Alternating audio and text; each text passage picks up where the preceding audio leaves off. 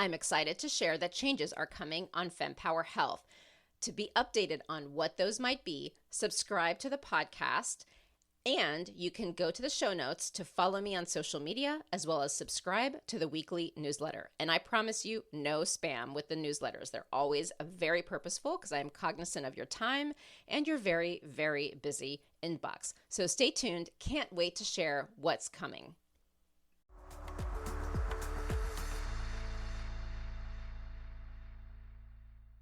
What we've learned is that any precept that any guru throws at you as being, sort of the holy grail of nutrition is going to be wrong.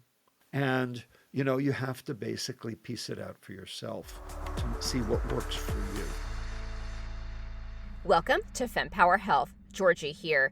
I am so pleased to bring to you today Dr. Robert Lustig. He is a professor of pediatric endocrinology at the University of California, and he has been a leading public health authority on the impact that sugar has on fueling the diabetes, obesity, and metabolic syndrome epidemics.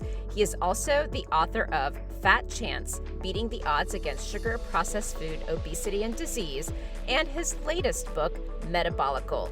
So you may be thinking, I eat healthy, I don't need to listen. Well, I would say that that is incorrect because metabolic syndrome is impacting over 90% of the population. Yes, that's 90% of the population.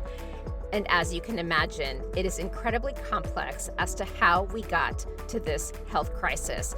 And so today, Dr. Lustig and I do our best to summarize the key points in his very data-intensive 400-plus page book. And he actually has 200 pages of references that you can find online. So let's dive right in. Dr. Lustig, thank you so much for joining the Fempower Health podcast. I have to say, when I found you, I originally came about it through discussions with some other experts I've interviewed before, and we were talking about sugar addiction. And so I was doing some research and trying to figure out who should I interview. And then I came across your book, and I read your book, and wow, you are like the expert based on all the research you've done, all the work that you've done in your career, the amount of people you've spoken to about so many things related to the root cause of the health issues in the country and in this world, and have so much data around all these questions that people are posting on social media about the one-liners about addiction and carbs and diets. I have to say I prepared so much because it's like, how do we cover all this in such a short amount of time? So I will do my best. I don't know how we're going to cover all that. I will do my best. It is. It's a boatload. The thing to understand, Georgie, is that there are people in every single one of these buckets that you just mentioned, all the way from molecule to the planet. All right, it's my job to try to string those all together into some sort of cohesive whole. And and in order to do that, you sort of have to know a little bit about everything. I guess that's my superpower. So before we dive into all the great things in your book, why don't you give us your background and then we can dive right in. I'm a pediatric neuroendocrinologist. Now, what is that? It means I help children with the hormone problems that start in the brain. Turns out that, the hypothalamus, the base of the brain right over here at the right under the brainstem, the part of the brainstem, and right above the pituitary, is the control of the seat of virtually all the hormonal secretions of the body, and it is also the home of energy balance. And so when it gets damaged, all hell breaks loose. And so I'm a hypothalamus doctor, and I have been for 40 some odd years.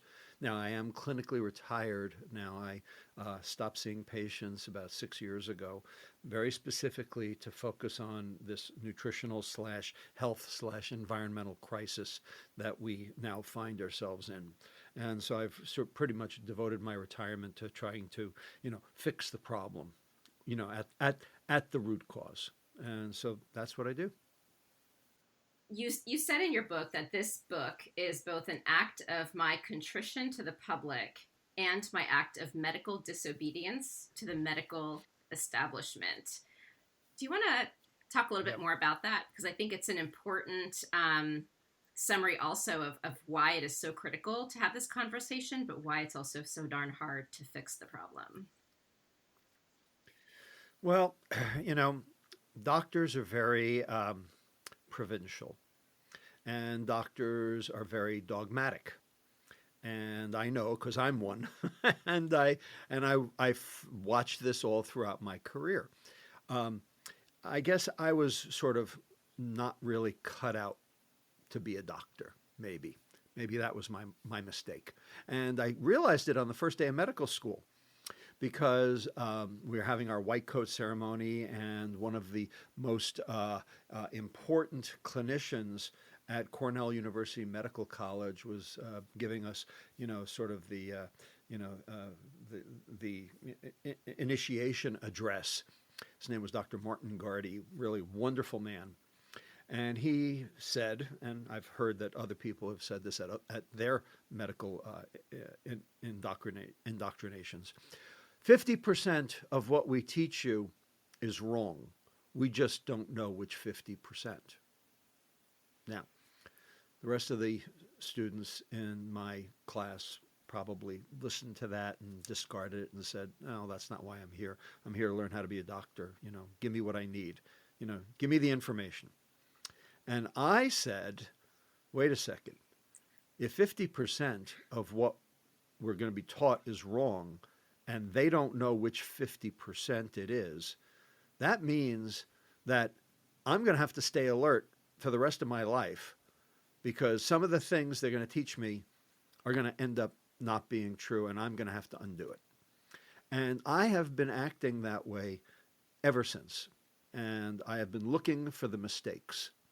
And unfortunately, I found a huge one.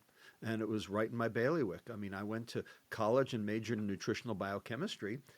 And then I went to med school and they beat it out of me and told me, none of what I learned in college was important. And, this is how we take care of patients, and I went along with it because, they're the gurus.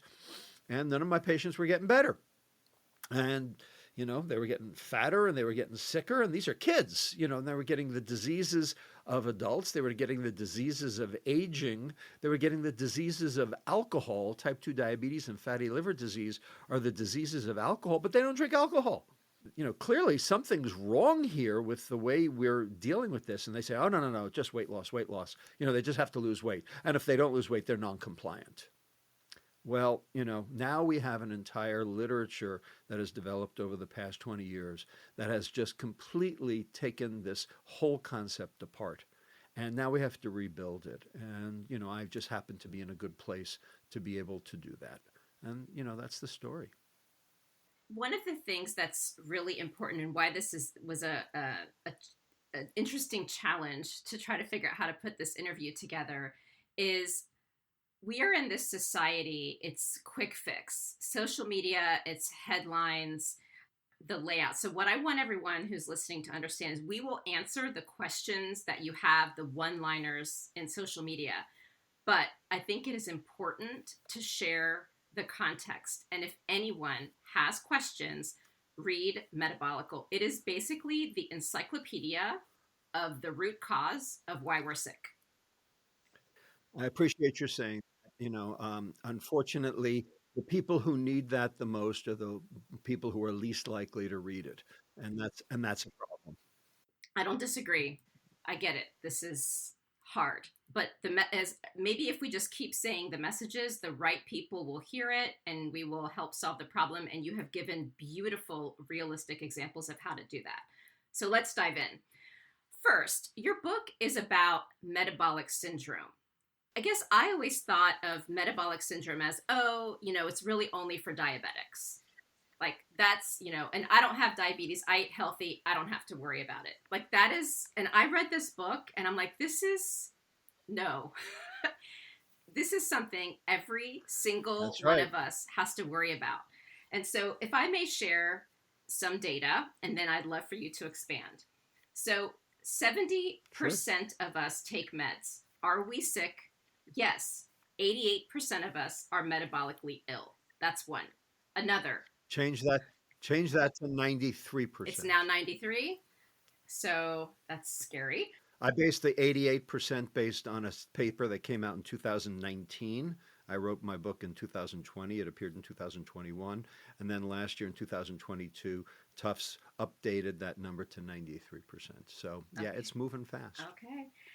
Increased rates of cancer. Leading factors of 50% of cancers are diet and smoking. We have an epidemic of obese 6-month-olds, which you said earlier.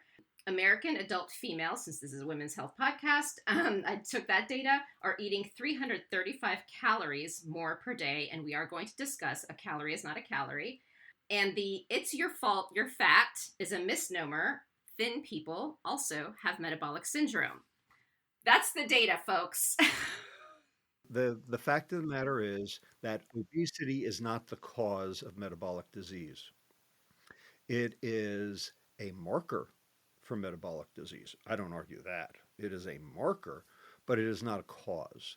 And the reason it's not a cause is because, number one, 20% of obese people are metabolically healthy, but 60% of normal weight people are metabolically ill. If 60% of normal weight people are metabolically ill, then how can it be about obesity? Normal weight people get type 2 diabetes, hypertension, dyslipidemia, cardiovascular disease, cancer, dementia, fatty liver disease, and for this podcast, appropriately, polycystic ovarian disease. Okay, and they get it at a normal weight. So if obesity is the cause, then how come all the normal weight people have it too? Now, it is true that the obese have a much higher prevalence of each of those diseases than do the normal weight population. I don't argue that. And that's why it's a marker. But a marker doesn't mean a cause. In fact, the same thing that's driving the diseases is driving the weight gain. So you could call the obesity an epiphenomenon rather than a primary causative factor. That's the way to appropriately describe it. It is an epiphenomenon. And I'm not saying that obesity is okay, all right? But if you're normal weight, then what's going on that makes you sick? So, that's the issue. There's so many people that I speak with, either the experts, patients, about these chronic illnesses. And I've been speaking to a lot of gut health experts as well. And it just anecdotally, it just seems like even a lot of these chronic conditions, autoimmune diseases, and I'm talking beyond, diabetes, et cetera, like so many of these, there seems to be this whole root in gut health. Well, gut health turns out to be extraordinarily important. The gut is a sewer. I mean, that's the only way to describe it. It is a sewer. And the gut's job is to keep all of the sewage in the gut and don't let it get into the bloodstream and allow the important things that are in the food ultimately to migrate across and get into the bloodstream. So you have a transport phenomenon, but you also have a barrier phenomenon. And both of those have to be working properly in order to have normal gut health. And it turns out both of those are under attack in different ways. So the transfer problem turns out to be basically a metabolism issue. If you're providing the wrong stuff for transport, guess what? You get sick. And that's what we've been doing. And we've been basically flooding our system, our gut, with a toxin, with a metabolic toxin. And that toxin happens to be called fructose. Fructose is the sweet molecule in sugar. Now, how can something that grows on a tree or, or a bush be toxic? And the answer is easy. Hemlock grows on a tree. Okay, there are a lot of digitalis. Is toxic. There are all sorts of things that are that grow and are still toxic. All right. The point is that fructose, the sweet molecule in sugar, depletes ATP, the energy, the chemical energy source inside cells, and it does it inside the intestinal cells. And so when your intestinal cells get depleted of energy, they don't work right. And when they don't work right, they let all this stuff in. And so the barrier is broached and it all ends up in the liver. And then the liver has to metabolize it. And what it does is it turns that fructose into liver fat. So by breaching the barrier, you basically alter metabolism. So there is that, the breaching of the barrier because of ATP energetics. In addition, the gut has a physical barrier, and it's called the mucin layer. And it is a layer of mucus, essentially, over the intestinal epithelial cells. So it basically protects the intestinal epithelial cells from the junk in the gut. Well, you have to feed the bacteria in your gut so that they will leave the mucin layer alone. When you don't feed your gut will feed on you. So the gut bacteria like mucin. They will eat the mucin right off the surface of the intestinal epithelial cells, denuding those cells, and then rendering them basically susceptible to all the toxins and the cytokines and all the other stuff that's there in the gut, in that sewer. And then finally, there is an immunological barrier.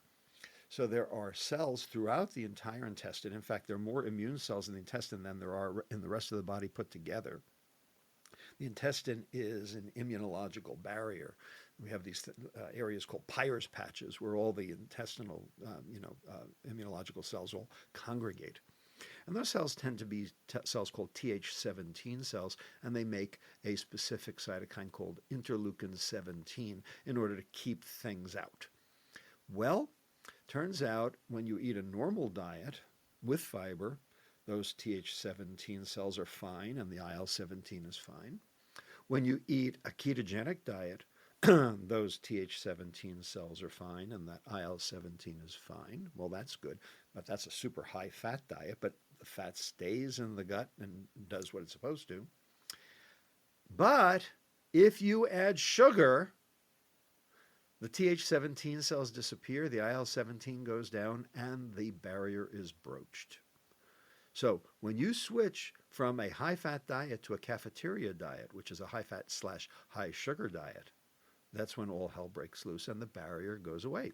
So if you alter those three barriers in your gut, the physical, the biochemical, and the immunological barrier, all that's going to happen is all that sewage is going to end up in your bloodstream, generating inflammation, and you are off to the metabolic syndrome races. Yep.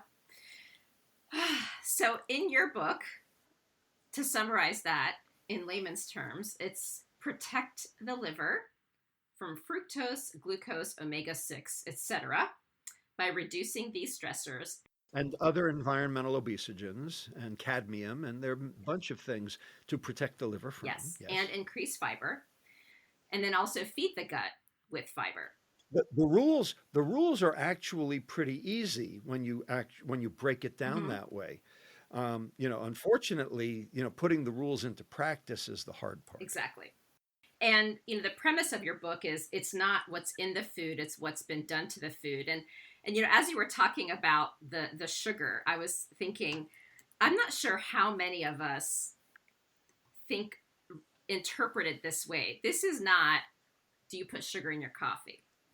This is not just how many cookies do you eat. This is most of the food that is in the grocery has this full stop. 73% of all of the food in the grocery store is not food because it is ultra-processed food. Well, just because they called it ultra-processed food didn't make it food. So that's the big question here is ultra-processed food food? Now, you would say, well, ultra-processed food has calories and therefore it's food. Well, actually not. So what is the definition of food? It comes straight from the dictionary, okay? And I love this definition. It is 100% correct. substrate that contributes to either the growth or burning of an organism. That is correct. Growth or burning. So if anything you put, between your lips contributes to either growth or burning, then it is food. And I'm good with that. So the question is ultra-processed food, does it meet either of those two criteria? So let's take burning first. So the burning takes place in little organelles, in little subcellular organelles inside each of your cells called mitochondria. Mitochondria are the little energy burning factories that turn food into energy, and that energy we've already identified has a name. It's called ATP. So anything that generates ATP is food. So the question is sugar food? Turns out that molecule fructose actually inhibits ATP generation. Glucose stimulates it, but fructose inhibits it. It inhibits three separate enzymes that are necessary for mitochondria to do their job. It inhibits an enzyme called AMP kinase, which is the fuel gauge on the liver cell. It inhibits an enzyme called ACAT-L, which is necessary to break the fatty acids into two carbon fragments so that they can be burned. And it also generates uric acid, which inhibits an enzyme on the surface of the mitochondria called CPT1, carnitine palmitoyl transferase 1, which regenerates carnitine, which is necessary as the shuttle mechanism to get the fatty acids inside the mitochondria to be able to burn in the first place. So the bottom line, the denouement of all of what I've just said is that fructose actually inhibits mitochondrial functioning, and fructose inhibits ATP generation. Therefore, fructose inhibits burning. Now let's move to growth. So does ultra-processed food promote growth? Turns out it does the opposite. It inhibits growth.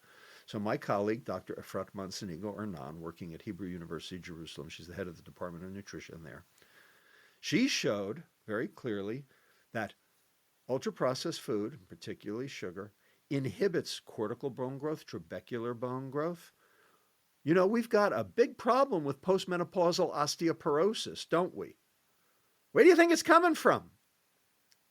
Coming from the ultra-processed food, because it's inhibiting the ability of bones to actually lay down calcium and get hard or stay hard.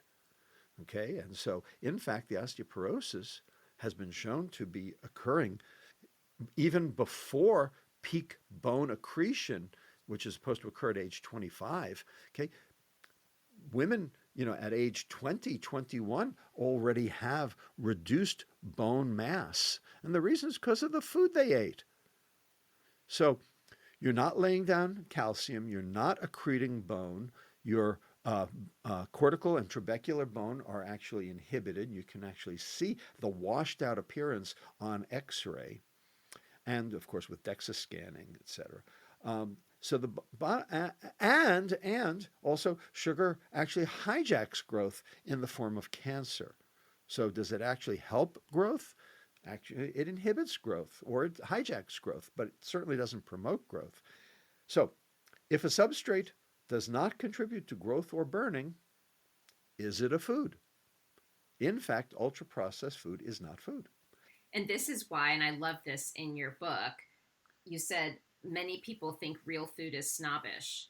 And I think you just gave a lot of information as to why it is not snobbish. It's only snobbish if you think it is. Right. Unfortunately, that's a cultural issue, and, we have to ultimately, sort of dispel that notion.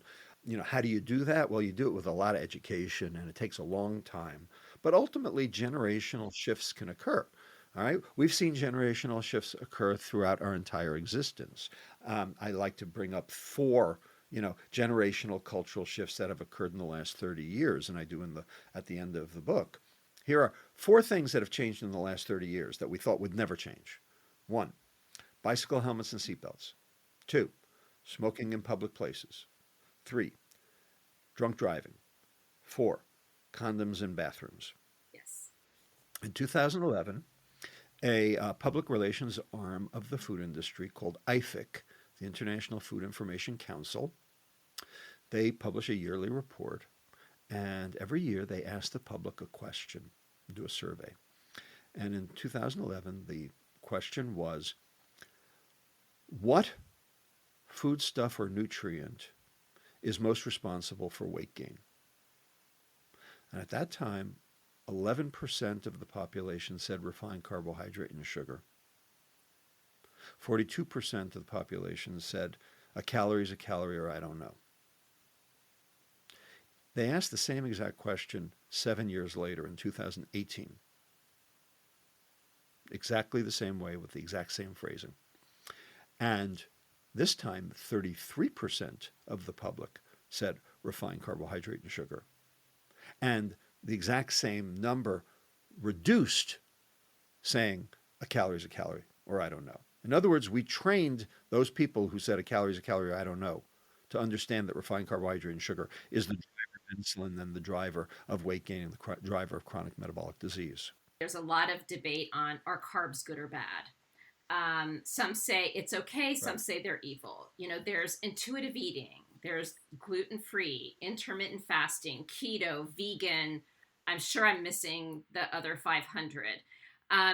So with this whole, like, here are the diets, how should we eat, calorie is not a calorie, like, that's kind of all the messaging. But I assume the summary of what people need to know is a very concise answer. So, well, well, indeed, and that's why I wrote Metabolical, is because you can boil all that stuff down into 2 precepts that work. Actually, it's really 3 precepts, and I'll get to why it was only 2 in the book in a minute. But protect the liver, feed the gut. All of those things that you just mentioned are all stuff that's out there in the zeitgeist that, you know, people are glomming onto at one thing or another. And the bottom line is, on any given patient, one of those might be true. Like, for instance, gluten. Okay, look, I'm gluten intolerant. Okay, and I didn't know I was gluten intolerant, but I was sick for 5 years, not understanding how come my GI tract was giving me so much trouble when it hadn't been giving me trouble before, but it was. And I didn't understand. I went to my own gastroenterologist who did 2 separate, colonoscopies and, drew all the labs for celiac disease, and everything came back negative. And he told me, well, I'm fine. And he gave me 2 separate doses of rifaximin, which basically sterilizes the gut so you can start over. And that worked for about 6 months each time, but each time it came back. So I didn't know what was going on, but I was sick as hell. And I was not happy. And then I went to a lecture. It was a keynote lecture at a meeting I went to, and it was given by the head of pediatric GI at the University of Chicago, a guy by the name of Dr. Stefano Guandalini.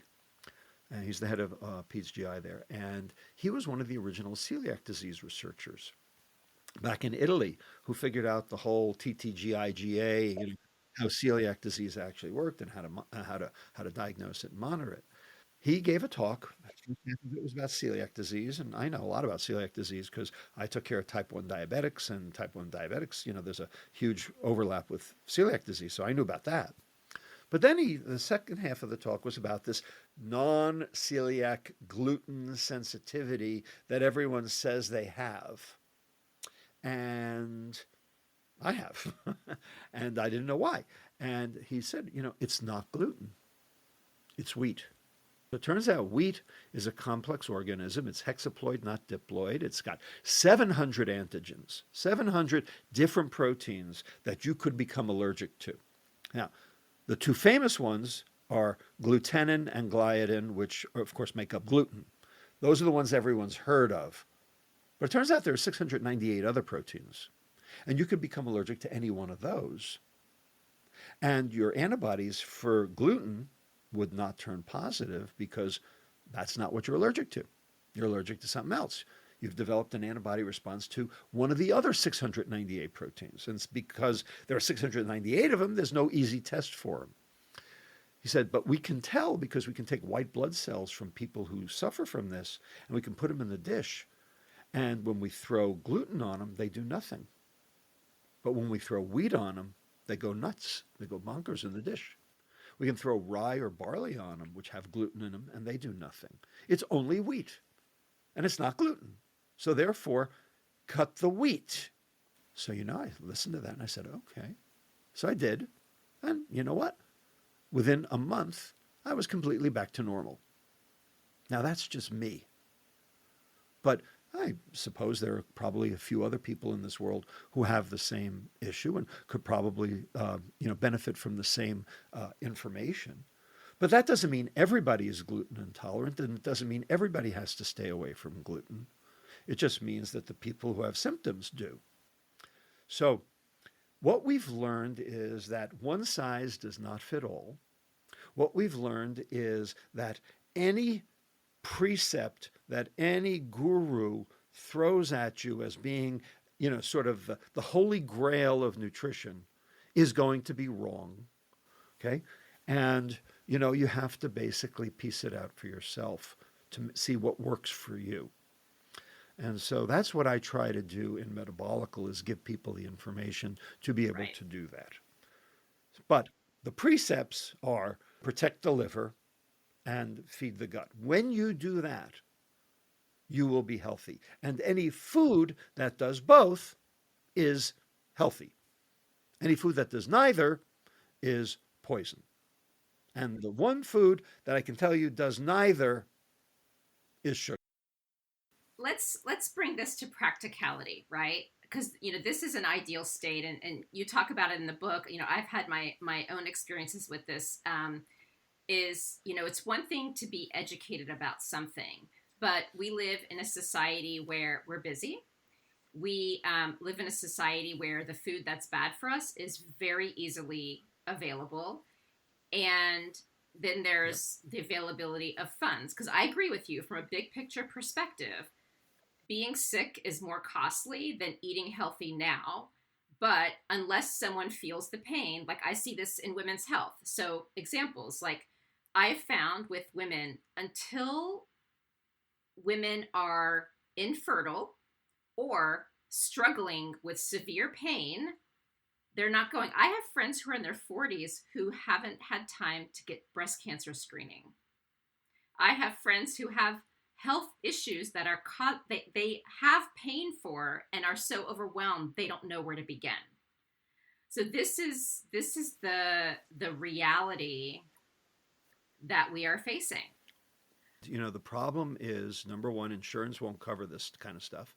And number two, most doctors are not trained in this stuff. I mean, only 28% of medical schools even have a nutrition curriculum.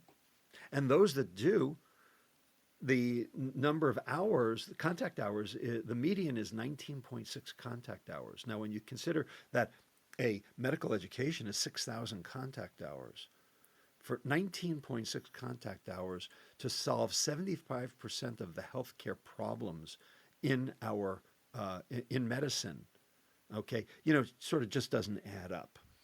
We are not taught in medical school about nutrition.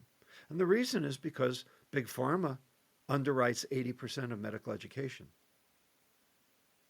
So why would you expect them to be okay with us learning nutrition? Yeah. No, I mean, the stories I'm hearing from all aspects of medical training, like even I just interviewed a woman who is a urologist, and she was telling me how OB and GYN used to be separate tracks. Now they're merged. And so they're getting half the education because it's the same amount of hours of school covering two sets of content. So, well, we in endocrinology, had split diabetes and endocrinology up separately. For years, there were endocrine programs around the country that did not do diabetes. And there were diabetes programs that did not do endocrinology. And the good news is now that that's sort of gone by the wayside. But, my own program, University of California, San Francisco, until 1994, diabetes, if a patient had diabetes, we told them to call somebody else. Okay, so back to what we can do. Okay. Ultimately, as we talked about before, this all starts in the gut. And when your gut is inflamed, Proteins in your food will make it across into the bloodstream. The immune cells who are patrolling all the time will never have seen these proteins before because normally they didn't get across the gut, and they will consider these foreign. And so they will then generate antibodies against these proteins because they consider them foreign. And then those antibodies can attack things that look like those proteins, and sometimes those things are cells. And that's one of the reasons why people who eat ultra processed food have a much higher incidence of various autoimmune diseases, whether it be diabetes, or whether it be lupus erythematosus, or whether it be Sjogren's syndrome, or numerous other diseases, Hashimoto's thyroiditis. Bottom line is that autoimmunity is going up throughout the entire population. It's particularly going up in women in part because estrogen is an immune stimulator. Androgen is an immune suppressant. It's one reason why males get less autoimmune problems than females do. But you have to supply the antigen to make those T cells go crazy. And they're all coming from the gut. Fix the gut and you'll fix your autoimmunity. Another thing that we've learned, which is really, really important in terms of this, you can actually improve various autoimmune diseases by changing your diet. An example, there's a disease called ankylosing spondylitis. Okay, it is an autoimmune disease. It also has an HLA correlate, HLA-B27. So we know that the immune system is broken in this phenomenon, and you get all sorts of problems with your spinal cord, your bones, etc. And it's very painful. Turns out that ankylosing spondylitis, when you look at the antibodies that are doing the attacking, they also attack a gut bacterium called Klebsiella. Now, Klebsiella is a normal denizen of your intestine. It belongs there. But Klebsiella is making one of the enzymes that help you break down food. It is making an enzyme called alpha-1,6-glucosidase. That's something that helps you digest carbohydrate. But specifically, the bread, rice, pasta, potatoes carbohydrate, amylopectin. So there are two different kinds of carbohydrate. You're probably familiar with this. One called amylose, which is what's in beans and lentils and brown things for the most part. And it is a string of carbohydrates, and the string of glucoses are all bound together by what are called alpha-1,4 linkages. Well, the enzyme that breaks those linkages we make. That's in our own intestine, alpha-1,4 glucosidase. By the way, that's what's in Beano. That's why, you take Beano with your beans in order to stop farting because you don't have enough alpha-1,4 glucosidase, so you need a supplement. The other kind of carbohydrate, amylopectin, is what bread, rice, pasta, potatoes are. They look more like a tree than a string. They have numerous branch points, and each one of those branch points is the alpha-1,6 linkage. Well, it turns out that alpha-1,6 glucosidase does not come from us. It comes from the Klebsiella. The Klebsiella donates it to us so that we can digest the food that we eat. Well, that means that when you eat bread, rice, pasta, potatoes, you are feeding the Klebsiella. So you don't want to feed the Klebsiella because that's what the autoimmune phenomenon is directed against. You just happen to have cells that look like it, in your bone. So if you cut back your carbohydrate consumption, you can actually make your ankylosing spondylitis better by preventing the Klebsiella from getting what it needs. And so you can actually mitigate some of your own symptoms by eating food properly. And that's not the only disease where that's the case. Rheumatoid arthritis, lupus can all be made better by changing your food. I am not surprised. A question for you back to fiber. You mentioned in there smoothies are bad, the Vitamixes, all this stuff. because I make a smoothie that I don't do juicing, but here's my smoothie and I love it. And I was like, when I read that, I'm like, I need to ask him. So it is, it's romaine lettuce, spinach, water, an apple, a pear, banana, and lemon juice, and celery. And I just blend it. I don't do Vitamix because that's like what, $500. I'm not doing that. I got the cheap one, the Ninja, and I blend it. It's all still there. I'm like gnawing on the veggies and fruits, gnawing slash drinking it. So did I mess that up? And I should just eat each of those individually? Preferably, yes. Now, so it's a little complicated. It's Okay. two issues in one. The first is what's in your smoothie. So, you don't have a lot of high fructose fruits in your smoothie. There's not a lot of fructose in bananas. There's not a lot of fructose in apples. The fruits that are highest in fructose are things like pineapple and Watermelon? Is watermelon one of them? watermelon. Yeah, watermelon has a fair amount, etc. Okay, and those tend not to go in smoothies. So you're reducing the substrate, number one. Okay, so green smoothies are okay, and the reason green smoothies are okay is because there's not much fructose in the smoothie to start with.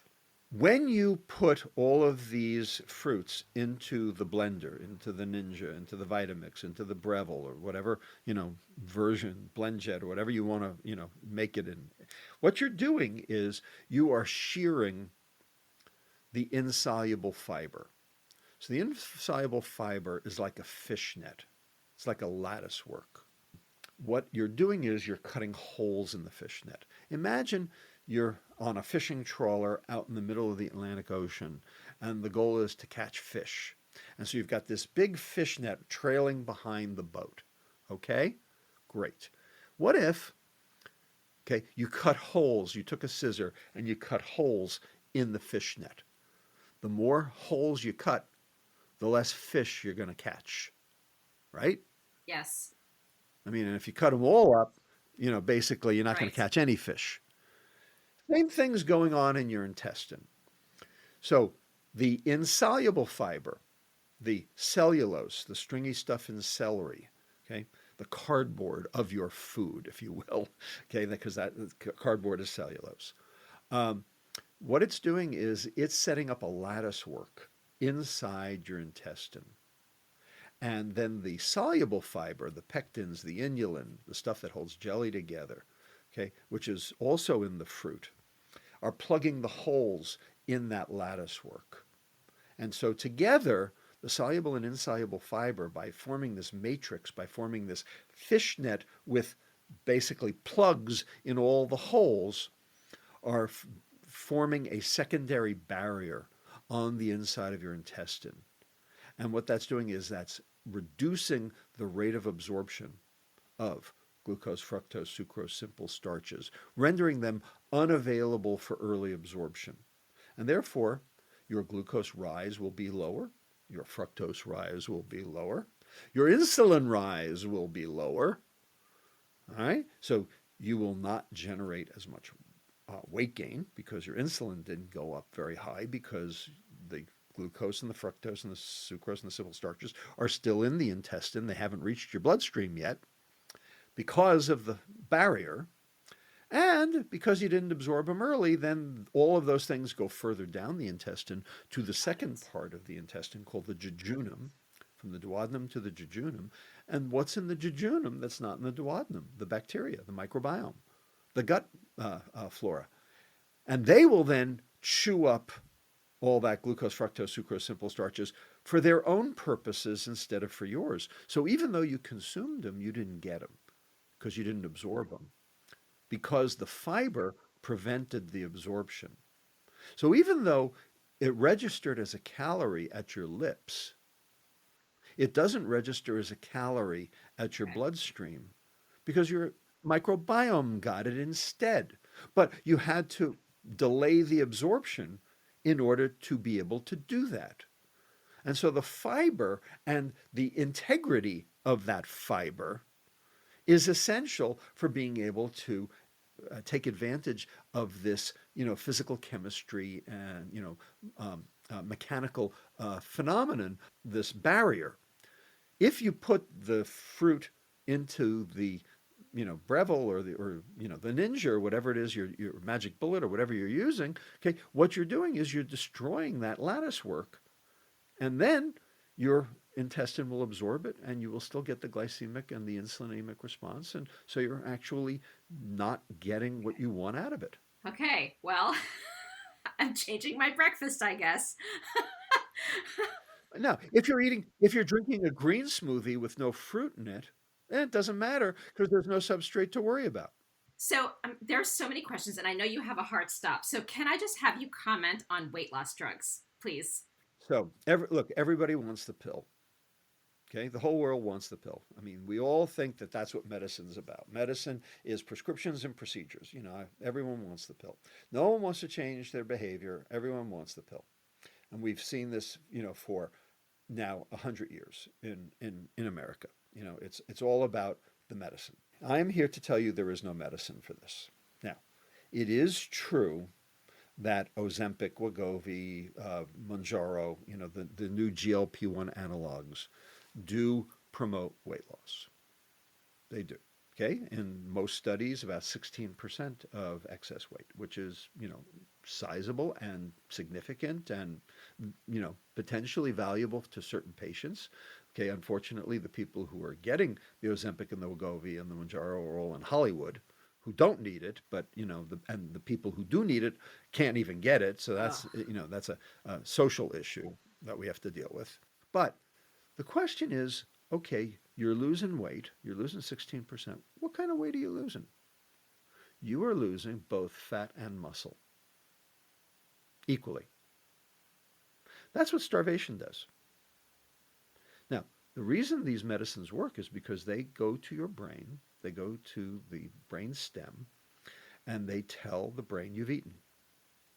It's like turning up the volume on your radio, okay? When you eat regularly, you get just a little bit of volume or a little bit of static, and when you give these medicines, you're getting a bigger volume, and so your brain can hear it. And so you eat less. That is true. And in fact, the side effects of the medicines are nausea, vomiting, GI distress, ultimately, in some cases, pancreatitis, all the things that happen, okay, when you're starving. These symptoms are basically, what happens when you're starving. So, when you eat, you feel lousy. All right? So you're losing fat and you're losing muscle. Now, that will get you into a bathing suit. But the question is losing muscle what you really want to do? And the answer is we now know that losing muscle is one of the things that kills you quicker especially when you're in the later stages of life. Okay, the goal is protect the muscle, protect the protein. Don't lose the muscle. Increase the muscle mass because you will live longer. That's one of the keys to longevity is preserve your muscle mass. And, these medicines are not doing that. And, the big issue is they don't, as soon as you stop them, all the weight comes back.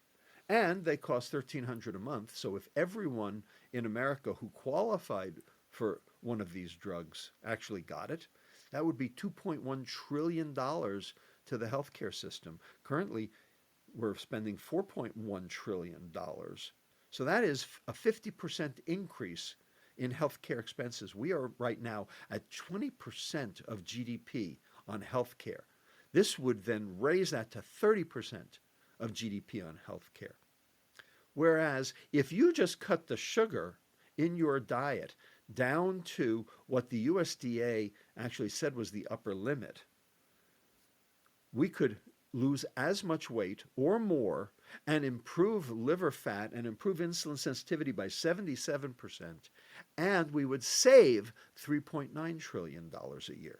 So which would you rather do, spend $2.1 trillion or save $3.9 trillion? You just have to fix the food. Wow. So in the book, and I don't even know if there's a closing statement we need. I'm still going to invite you to give one, but I just want to address in the book, you have tips on how to shop, suggestions for what industry, the government, all of the folks could do to fix this problem for all of us. They're all practical. Considering women and clinicians listen to this episode, I'm going to skip that part, but it's in there. But I think at the high level, you've given the tip, which is really being mindful, trying to shop the aisles and eat real food.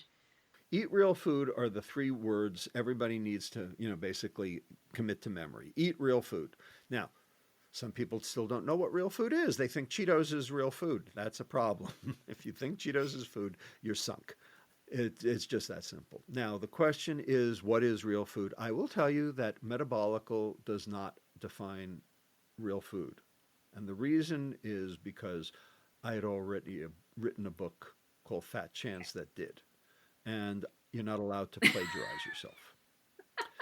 So I very specifically did not repeat everything that was in Fat Chance into Metabolical. Plus, Metabolical is already 416 pages. So there was no point in going over it again. However, I have received hate mail from people saying, you told us eat real food and you didn't tell us what that is. Well, actually, I did, just not Thank you for saying that, because I did kind of walk away. I'm like, I have a good idea because I've been attempting all this for 13 years, but I still learned a lot. So Fat Chance is on my list next. But I will say, for those reading Metabolical. So I apologize for not being redundant. In medical journals, you're not allowed. I learned so much. It was the most intense 480 something pages. I mean, wow. I had to walk away because there was so much information, and then I would come back to it, but it was incredible. So thank you for making time. Thank you for your dedication. Well, thank you so much, Georgie. It's been a pleasure. Absolutely. And that wraps up another empowering session here at the Fempower Health Podcast. Now, before you dash off, I've got a quick, exciting invitation for you. Please join our vibrant community by subscribing to our weekly newsletter, because it's really your frontline update on groundbreaking women's health research, the latest health-enhancing products, fun quizzes to boost your health IQ, and unique discoveries that you won't want to miss. All of this delivered straight to your inbox, cutting through the noise of social media algorithms. Love today's insights? Show your support by rating and reviewing our podcast. Your feedback is more than just a pat on our backs here at Fempower Health. It lights the way for others seeking guidance and community in their health journey, amplifying the voices that need to be heard. And for a deeper dive into today's topics, check out the show notes and explore our website at fempower-health.com. Our site is a treasure trove of knowledge, neatly categorized by topics of interest and life stages, ensuring you find exactly what you need to empower your health journey. And your voice matters to us deeply. Whether you have a question, a story to share, or feedback on our episodes, reach out directly at info@fempower-health.com. Drop us a message on social media or hit reply on any newsletter. Your insights inspire our conversations. And a quick note, the knowledge we share is here to embolden you in discussions with your healthcare provider. It's not medical advice. Always consult with your doctor for health decisions. And remember, the diverse perspectives of our guests reflect their individual journeys, and it's not an endorsement by Fempower Health. Here's to empowering your health journey one episode at a time, and I'll see you on the next Fempower Health Podcast episode.